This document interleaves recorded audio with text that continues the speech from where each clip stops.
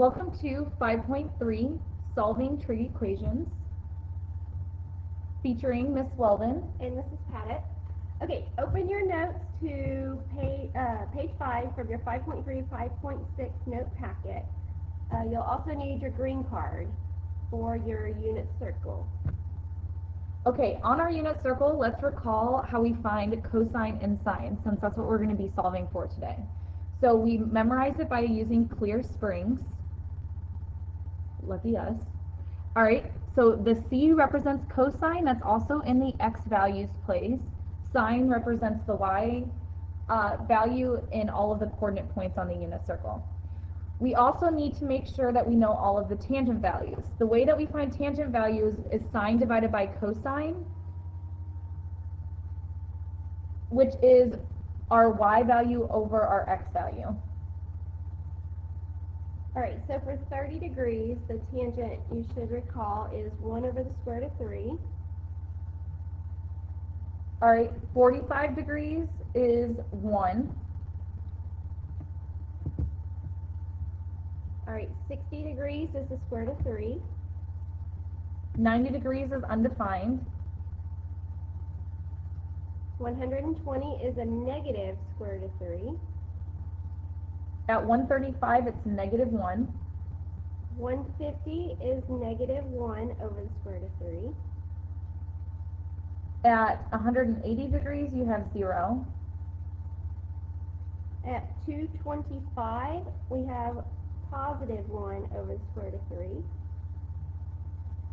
At 225, we have positive 1. At 240, we have square root of 3. At 270, it's undefined. At 300, we have negative square root of 3. At 315 degrees, you have negative 1. And 330 is negative 1 over the square root of 3. So if this is not written down on your unit circle yet, oh, and yes, at 360, it's 0. Make sure you pause this video and copy this down because you'll need it for future lessons. All right, so let's start with page 5. All right, we're going to be solving for cosine x. So the first thing you want to do is isolate cosine x. So you're going to add 1 to each side. Okay, then you have 2 cosine x is equal to 1. All right, now we're going to divide by 2 on each side. So we have cosine x is equal to 1/2. So on your unit circle, we are trying to find where our x value is equal to 1/2. So it's equal to 1/2 at 60 degrees, and it's also equal to 1/2 at 300 degrees. All right, so our answer is x equals 60 degrees and 300 degrees. And if you look at the top of our page, it says that x is between 0 and 360 degrees. And 60 and 300 are both between that domain. So both of those answers work. All right, number 2. All right, for number 2, we just need to get the sine x by itself. So pretty simple. We're going to add 1/2 to both sides. Okay, that gives us sine x equals 1/2. Now we need to go back to the unit circle, looking for sine x to be positive 1/2. So we find that at 30 degrees, and we find that at 150 degrees. So the answer for number 2 is x equals 30 degrees and 150 degrees. Okay, let's move on to number 3. Okay, now we have a secant x problem, and we need to get rid of that square root of 2. So in order to do that, we're going to divide both sides by square root of 2. So we have secant x equals 2 over the square root of 2. Recall from last unit, secant x is the reciprocal identity of cosine. What that means is we can change secant x to cosine x, and all we have to do is split the fraction. So instead of 2 over the square root of 2, you now have square root of 2 over 2. And that should look more familiar. So go to your unit circle. Where is x square root of 2 over 2?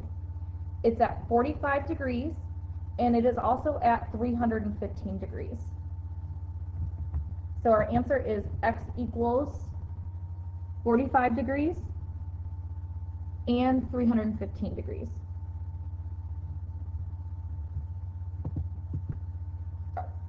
Okay, number 4, this is where we're going to use our tangent x one. Okay, so we're going to get tan x by itself, so subtract 1 from both sides.